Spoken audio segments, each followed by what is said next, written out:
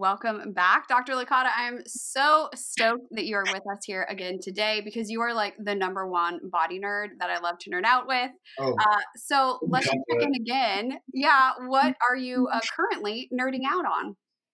Yeah, I've been nerding out on the brain as always, but in particular, something kind of special called arousal. And I wish it was the kind of sexy kind, but it's not. It's really having to do with like stress and learning and anxiety, and so I've been diving deep into arousal for the last year and a half, and I think we're going to talk a little bit about that today. Most of us call it anxiety. It's the closest thing to it, and anxiety is like the big picture that arousal is part of it. So, but yeah, I mean, arousal. And it's so interesting too when you frame it as anxiety, because I know for me this last year with all the stuff that's been going on, here in LA, we had lockdown and then we had like curfew because of rioting. And there's just been so many times where I'm like, I didn't think I knew what anxiety felt like, but now I'm hyper vigilant and now I can't sleep. And now all this stuff is going on. So I know for many people, myself included, it's really like at the forefront because there's nowhere to go. There's nowhere to go. And unfortunately, everything around us and everything we're doing is designed to put us into a state of anxiety. And that's kind of messed up. Yeah, I know. Right? And I mean, I think that there's valid things that we need to be mindful of. But unfortunately, the majority of the things that we're concerned about and that are putting us into an anxious state are not immediate threats. And so it kind of hacks our inherent nervous system. And so, yeah, I mean, we can take that and go somewhere. But it's, whether it's the helicopters outside or the social media we're on or the news we're watching, whether it's now we're getting texts telling us something's happening from the state. And, we're driving on the freeway and now there are big signs out that we didn't pay attention to before that are telling us to, save lives by doing something. It's all going to put us into a state of anxiety. Oh my gosh, you're so right too about those freeway signs that are like, wear a mask and you can save a life. And I'm like, I'm just trying to go to the grocery store. Right. I know. So they trigger this kind of state of hyper, meaning too much hyper arousal.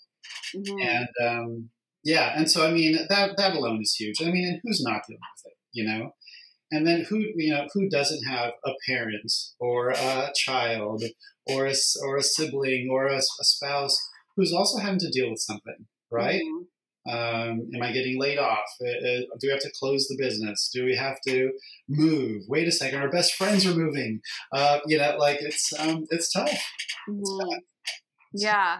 I mean, that for sure has been the experience of like the pandemic for me is all the things that I was able to be distracted about and not worried about all of a sudden like get piling and piling and piling. I'm like, this pile is too big. Like I can't keep ignoring it.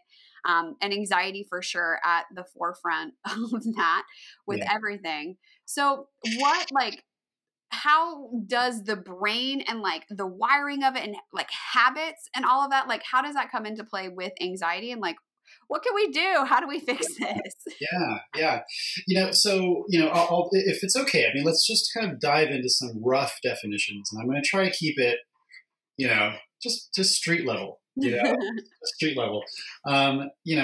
Anxiety ends up being a kind of basket term, and there's different flavors of anxiety. There's actually different cocktails of anxiety. And so I say it's one of those words like God or love. Like it can mean a lot of different things to different people. So symptoms that people, when they use the word anxiety, they tend to kind of, identify certain symptoms.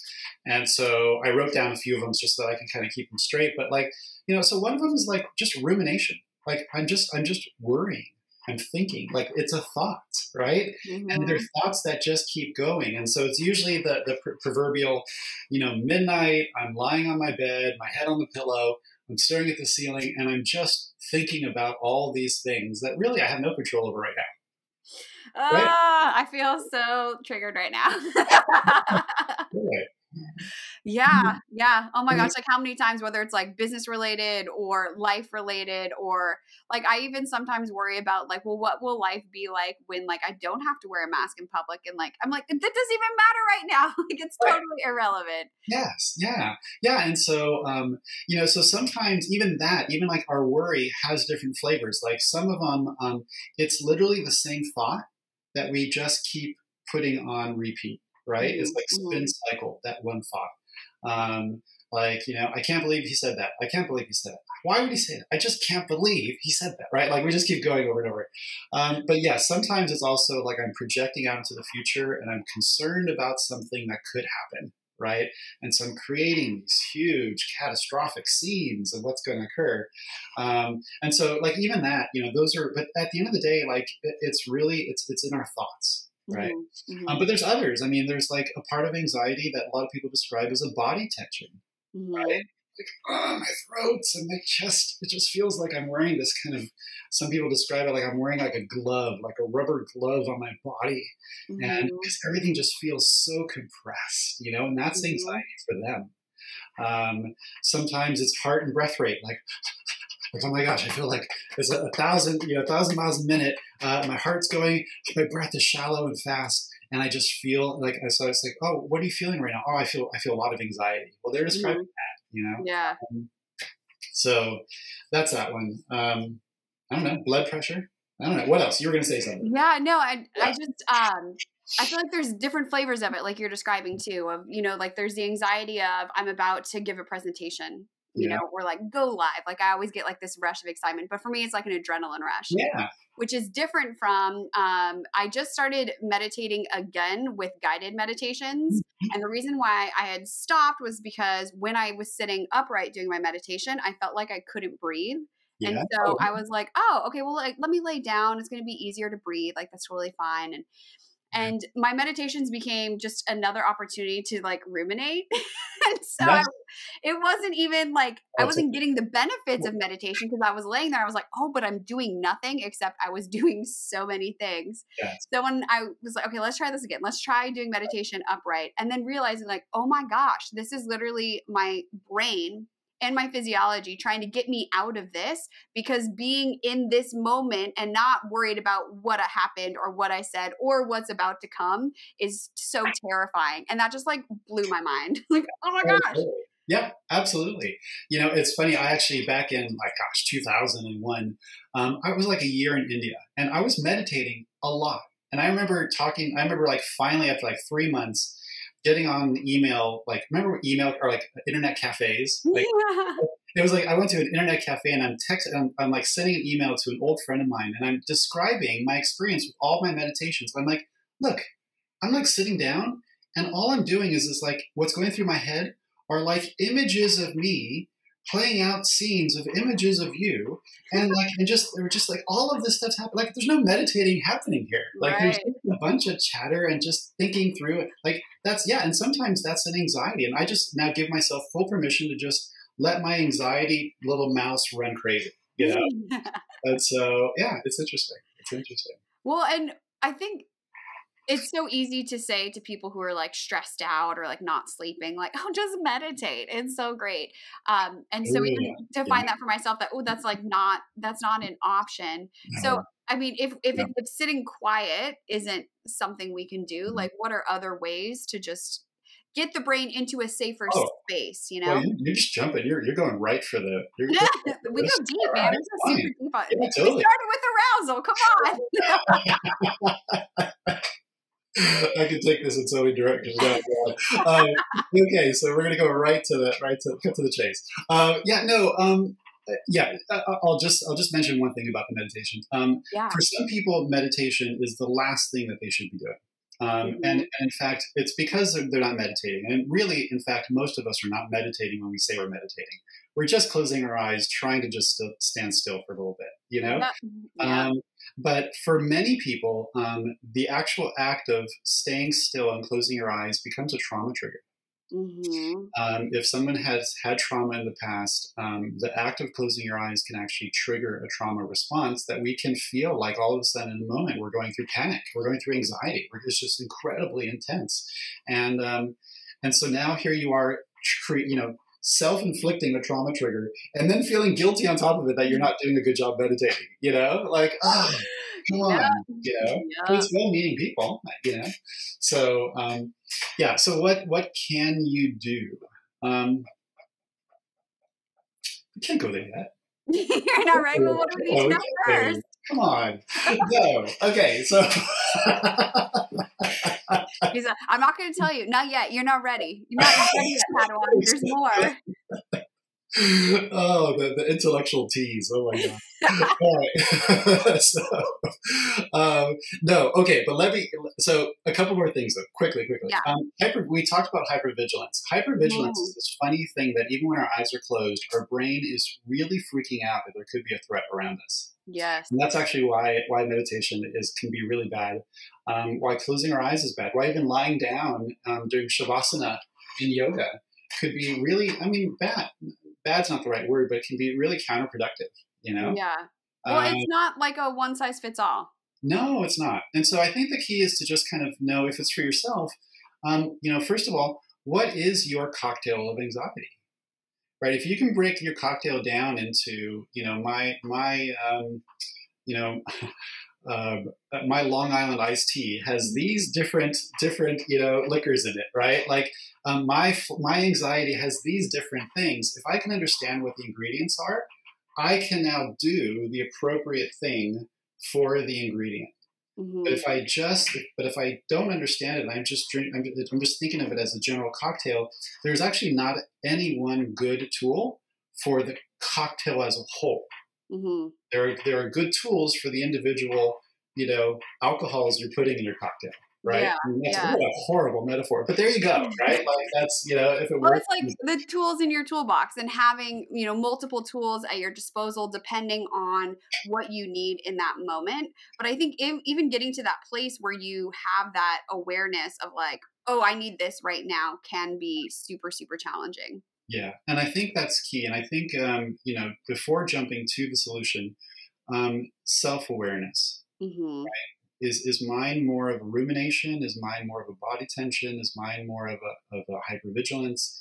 Is mine more just fear? Like I just have downright fear, like something is going to attack me right now, Mm-hmm.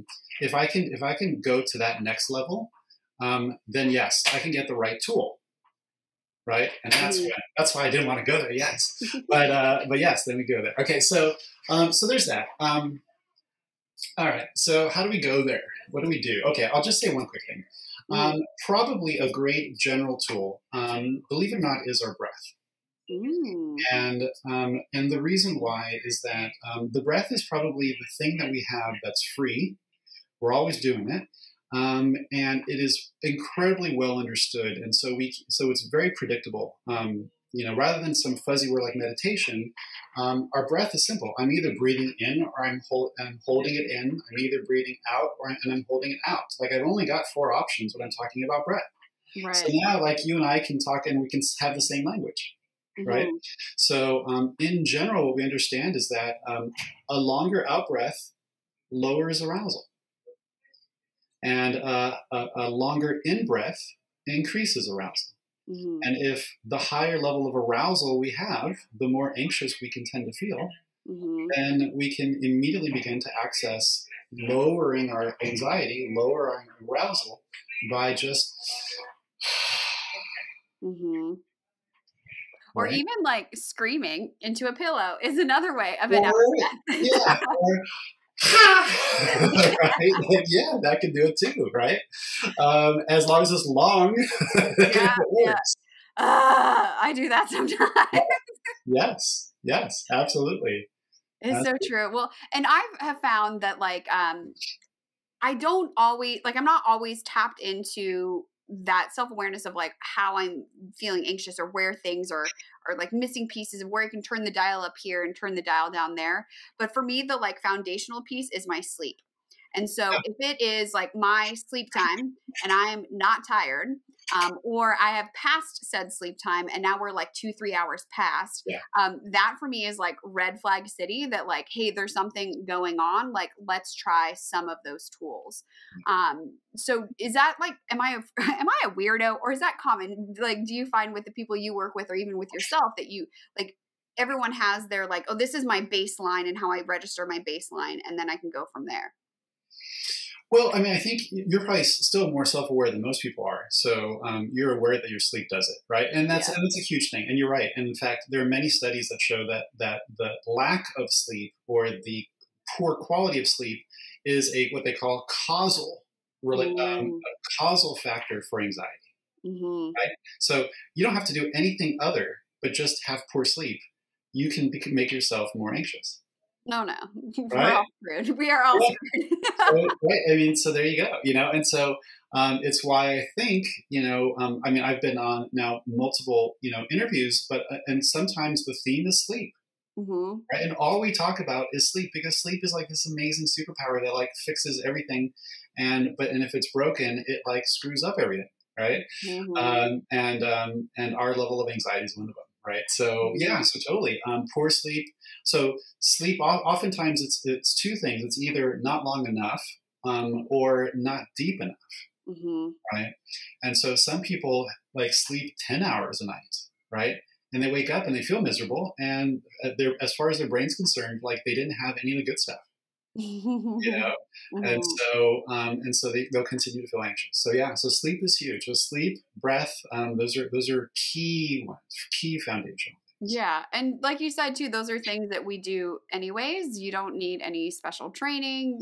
You can find a trillion and one solutions, even just from our previous conversation about sleep, on how to get better sleep. And it's so good. It's so important. Do you have any opinion on weighted blankets? For some people, they're really great. I bought one for my middle daughter, and it's fantastic. In fact, I used it the other night. And I slept on the couch, and I was like, "This feels good." Like So weighted blankets can be very useful for some people. Right. Yeah. Other people, they're like drowning in it. They're like, "Get this thing off of me." The weirdest thing too, we just got one. I'm going to do another episode specifically on weighted blankets. But like the first couple nights, I was like, "Oh my gosh, it's so heavy," and now I'm like, "Oh, I need it." Like it doesn't feel heavy at all. Oh, interesting. Yeah. And that has. Anyways, we can geek out on that. So there's something called. So we have these things called proprioceptors, and we have these things called nociceptors in our body, and when our noci means pain, for lack of a better word, and proprio is like, well, where am I in space? And what's interesting is when we have little sensors all throughout our body that will trigger a pain response, it'll flood our brain, and it's almost like playing heavy metal to the brain. And sometimes it's happening and we can't feel our body, like some of us just aren't too in tuned, but our brain is still getting the heavy metal signal. Right. And the second you put pressure, it literally turns off the pain signal by blocking it and turning on the proprioceptor signal. And so all of a sudden the brain is like, finally, right? So for some of us, it's phenomenally helpful. Right? Yes. I hadn't thought of it that way. It's like, because similar thing happens when you do therapy ball rolling and foam massage and, self-massage of getting that proprioceptive, like down regulation response. So it's the same thing, but in a giant blanket. That's so cool. I'm going to like tonight when I go to sleep, I'm like, oh, totally nerd out about it. Totally. Yeah, exactly. So it's cool stuff. I know you are doing some like brain training with anxiety, and I keep pushing on like, give me answers, Dr. Licata, about what we can do here. But like like what can we do to get our brain out of these like deep grooves, that we form of just like habits and patterns and reactions and all of those things. And especially after, I just keep saying the last year, but there are so many new habits and patterns that have come up where I'm like, I don't know about this. But habits, like anything else, are so hard to change. So like, where do we even start? Yeah, no, absolutely. I mean, and so,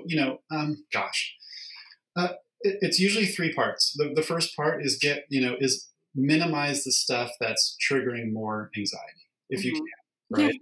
So first like subtract the stuff that was the bad stuff, right? Mm-hmm. And so we talked about some of them. Frankly, getting off your social media, your new 24-hour news cycles, Oh my gosh. is going to be just already you're going to notice it drop tremendously.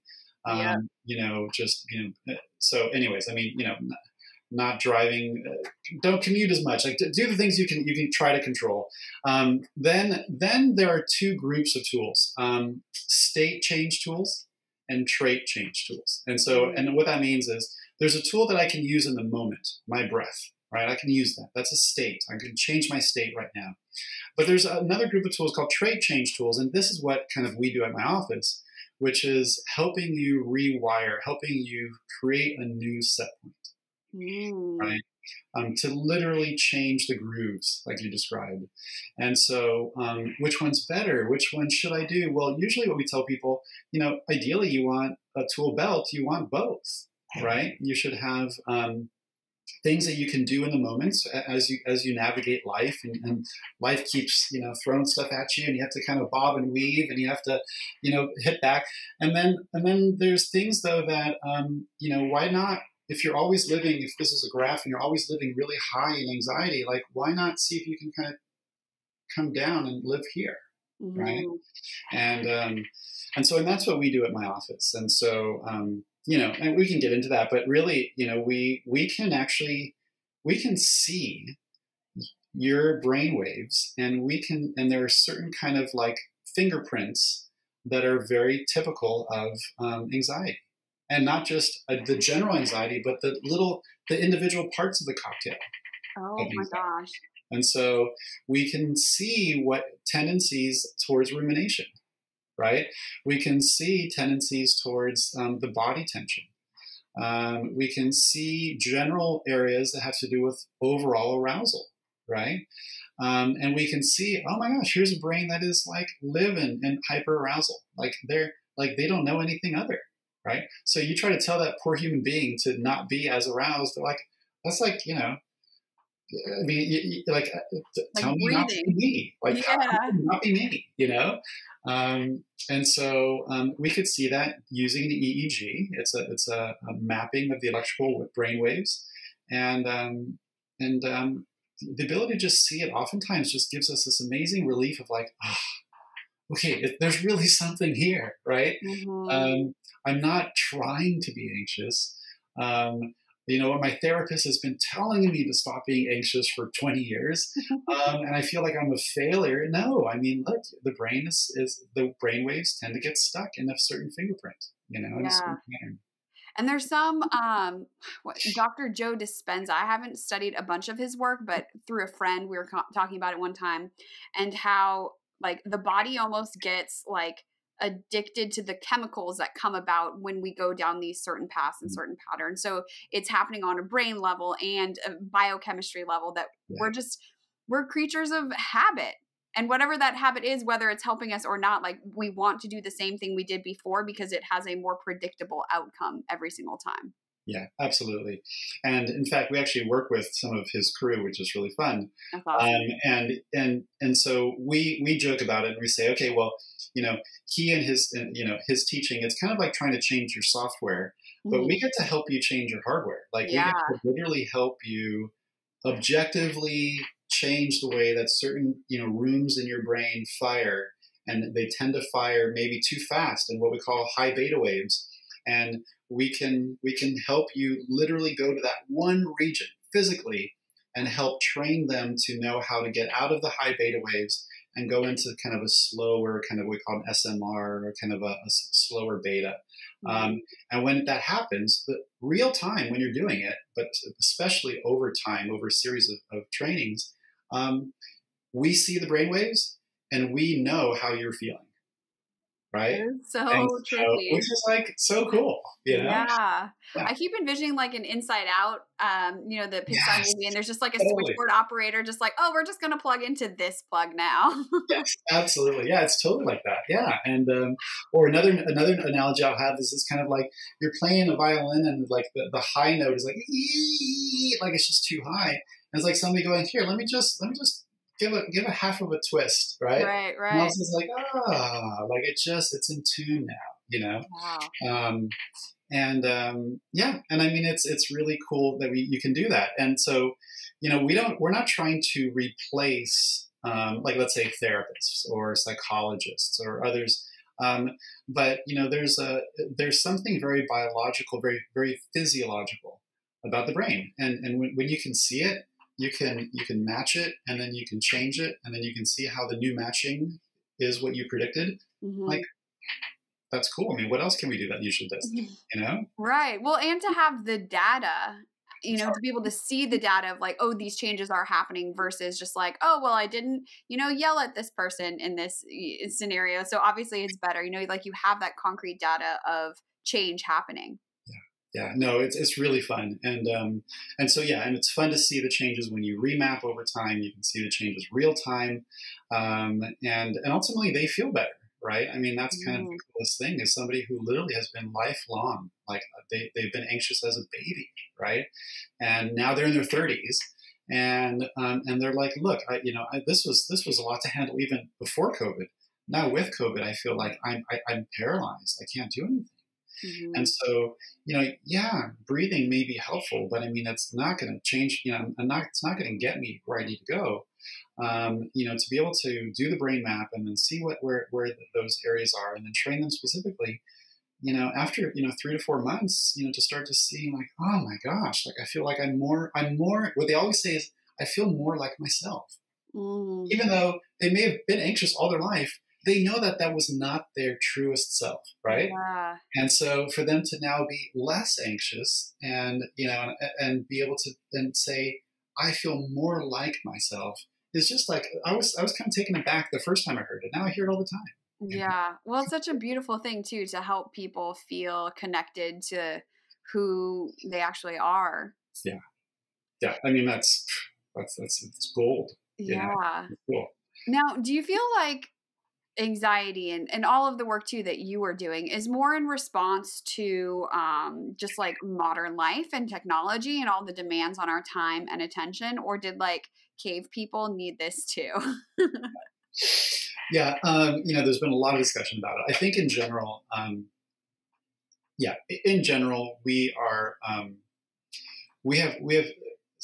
we've been hacked, right? Like, Hmm. we have the biology to deal with short-term stress, and and it's very healthy and it's good. And what's happened is we have kept that on, you know all the time, 24/7, and it has kind of wired us to be in a constant state of anxiety and stress, and our brains have not evolved fast enough to deal with it. Yeah. And so yeah, and I mean, and so we see that now with, you know we see it in many people. Like, for instance, we do training with a lot of professionals. I mean, these are, lawyers and doctors, and just in all the business world, and therapists and psychologists and so on, and they're very high achievers, but they've been living with a certain level of anxiety that has just been kind of, they've just dealt with it, right? Like, okay, I just have to do what I got to do, but I perform. Now they're saying, look, I mean, it's through the roof, Hmm. and I'm on certain medications now. I never thought I would be. I'm having to kind of address certain things I never thought I'd have to address, and so they're doing this kind of like, if they went to the gym, Right. like they're it's like personal training for the brain, and so they're saying, look, I wouldn't say that I'm an anxious person, but I've got higher levels of anxiety than I want to deal with, and so we help them, right? Hmm. But then there's others that it's the lifelongers, right? That have always been anxious, and they're just thrilled that they're not having to do that. And then there's a group of really severe anxiety where we often partner with a therapist. There's a therapist somewhere else who's taking care of the therapy side, and we take care of the training side. And then, as a team, that person can get to the next breakthrough. So, but yeah, I mean, but then any of us are going to have to turn on the news. Ugh. Yeah. Putting time limits on social media apps on my phone, like I get 2 hours a day max of Facebook, Instagram, Reddit, Twitter. And it serves two purposes. Number one, when that timer goes, you spent too much time, there's shame built in. Like, oh my God, I spent so much time. But not having that much input of bad news and people's opinions all day, every day makes a huge difference with anxiety levels. Yeah. Yeah. And what's worse is that it's designed to put you in a state of stress and keep you tuned in. Like literally those are the two things. Yeah. Right? Like, oh no, they totally hacked our brains. Absolutely. Yeah. So anyways, so it's pretty wild. Well, the other thing, like I've been working with a therapist doing EMDR, which is like, wasn't like eye movement desensitization something. But it's been sort of like a similar feeling of like brain training, right? Of like walking through things and then combining it, we're doing it remote. So combining it with somatic stuff. And like the places my brain has been going when you're talking about like, oh, right into that one, area of the brain, and like helping that to reprogram has just been like, so, I mean, bizarre isn't the word, but just like, whoa, like every single session. So when you do brain training, because I saw on your website too that you guys do remote stuff, which is awesome. Is there like a somatic component combined to it too? Is it just like thinking, like, how does this work? Yeah. What I would say is, so in the big world of all the different therapies that can be out there, ours are kind of unique. One, they're passive. Like it's very different than even EMDR, somatic. Like it's very passive. You literally, once we find the region of the brain that is overactive, and sometimes not just one, there's multiple. We will then either in-house here or at home. There's certain technology that we would put a sensor right over the room. Like, and this is what's cool. Like we can go right to the brain region. Wow. And real time, we'll see the brain waves that we saw the first time on the map. And and so like, let's say somebody has really high beta waves in the front middle. We're going to see these fast beta waves just going off the charts. And then what we'll do is you don't do anything. You just sit there on a chair, right? And we'll set little parameters that every time these really big, fast brain waves lower themselves, they get a little bit less intense. Let's reward you. Once it goes below a threshold, it rewards you through some video you're watching or like a game you're playing on, like a video game with your brain. And in that moment, like a little piece of a puzzle will come up on a screen and you hear a little beep.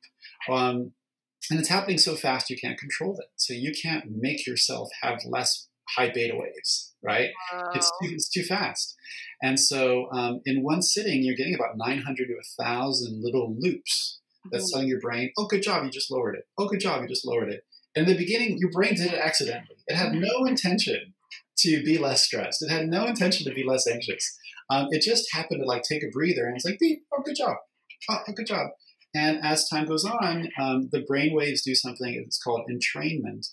They just begin to follow that loop and they begin to slow themselves down and they lower.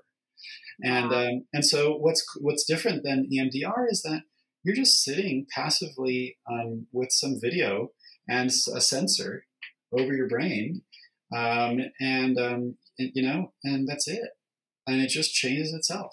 What? This is amazing. Yeah, and so it's very useful, and literally it will see the brainwaves, real time and over time. We you put that sucker back on, and we're like, oh look, Alex's high beta waves are like half the size they used to be, right? Yeah. And now and we want to reward, so we want those to chill out, we want some others to get better, and then we're like, let's reward those SMRs, those slower beta waves. And that's what we call our calm focus brainwaves. And we're like, hey, look, these guys are getting bigger. We're going to go. And then I feel like I get to be Houdini. I'm like, hey, Alex, how you feeling? But I already know how you're feeling, but I asked anyways. And you're like, yeah, I feel like there's more space, between me and my reaction. I feel calmer. I don't feel tired. But I just feel clear, Wow. And it's like, cool. All right. Well, do we like this? Yeah. Well, let's keep reinforcing it. Yeah. So it's awesome. So, but it's very different, right? So EMDR tends to be very active, and you're trying to in the moment access these old things. And again, for a particular type of anxiety or trauma, it's really useful, and they don't substitute each other. Sometimes they complement each other really well. Mhm. That is so fascinating. And also it's like taking the hacking that social media has done to our brain and like reverse engineering it, and same thing, getting that, like, is it like the dopamine response for the good behavior, so to speak, of the brain waves? Um, it's even deeper than that, which is cool. Oh It's my even deeper than that. Yes, gosh. yeah, it's even deeper than that. It's literally sometimes the brain has not known.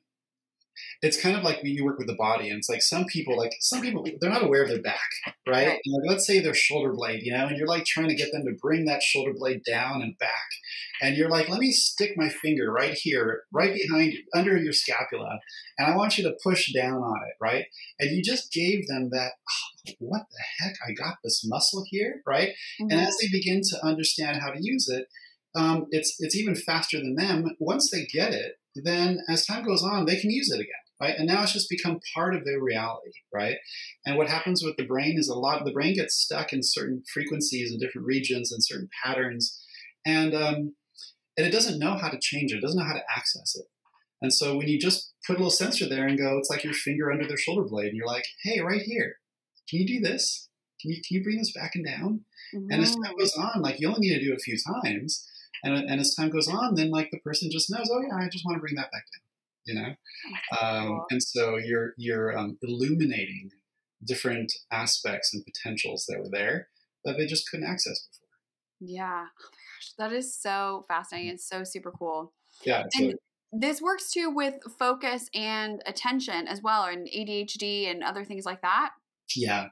In our office, we focus on, we work on three main things: anxiety, which is what we're talking about, focus, which attention, ADHD, they're all kind of the same basket. But the ability to pay attention to something, right, over a prolonged period of time is what we're great at, and preventing a lot of cognitive decline. Mhm. People over 40, 50 that see what's happening with their parent or their aunt, and they want to do something about that. Those Mhm. are our three. Those are our big three. Um, Yeah. and so the ability to help with attention is huge. But same idea. Which regions of the brain are responsible for the different components of attention? Which ones are stuck too high, too low? And then can we go to those regions and help them change their pattern? And then can we help them reinforce it? In fact, that the attention part is what got me into this personally. You know, Mhm. I was ADHD through the roof, um, and it's fine. It served me in what I do, but you could never get me to sit down and do taxes, Yeah. right? Well, no Like, one likes doing that. no, but like, certain things I just could not do. And I ended up testing for it, and I tested through the roof for ADHD. And I did my own training. And it doubled my attention, Wow. doubled That's it. huge. And so, I saw it real time, every few weeks I'd see another jump. But my staff and people and my family were noticing the changes, which is cool. So yeah, Mhm. so attention is a big part, and that's why I know we can help it. Yeah. Well, and also what you said too about like state changes in the moment and also those trait changes, and not feeling like, or not having to feel like you're stuck the way you are, because this is just like how you're wired, which I think I've totally said before as well, that Totally. we do have the ability to make these changes for the better when we want. Yeah, no, I mean, it's really that. It's really, when a colleague of mine said, what I'm in the business of is I'm in the business of restoring your agency. Mm, And I really love that. It's really restoring my ability to take control over my emotions and my thoughts and my actions, when really, unfortunately, the majority of things out there have become incredibly sophisticated and taken that away. You know. yeah. So yeah, I mean, it's a mission, it's a purpose that we have. It's fun that we get to do it, and so it's cool. Yeah. So the ability to know my state change tools and my trait change tools, and knowing when to use which, And for some people, I say, look, just learn a couple state change tools. They're usually cheaper and free. And but for some people, either high performers that want to take it to the next level, or people that it's really affecting their quality of life. The trait change tools are more expensive, but gosh, it's like getting to graduate from, I'm a freshman in high school, and all of a sudden I get to become a freshman in college, like just with a snap, in 4 months. Like that's cool, Huge. So, well, and one of the things I say all the time is that it's absolutely possible to change the unchangeable. And what you're sharing too is like how to change the seemingly unchangeable in your brain, and that it's possible. Like that is massive. It's so cool. It's so cool. It's so cool. Totally. Yeah, I agree. Well, I know we could like nerd out for like 6 hours, and this would be the longest episode in the history of time, but I want to be respectful to your time as well. Thank you. Thank you. So where can people learn more about the awesome work that you're doing and go stalk you on the internet? Yeah, totally. So vitalheadandspine.com is our website, which is getting completely redone. So, I apologize if it's not as great as I hope. No, it looks awesome. I did just look at it before we went on. Okay, cool. There's still so much to fill in there. Always. But I think vitalheadandspine.com is our main one. I have an Instagram. I think it's Dr. Giancarlo Licata. And that clearly you use it a lot, right? I don't use it very much at all.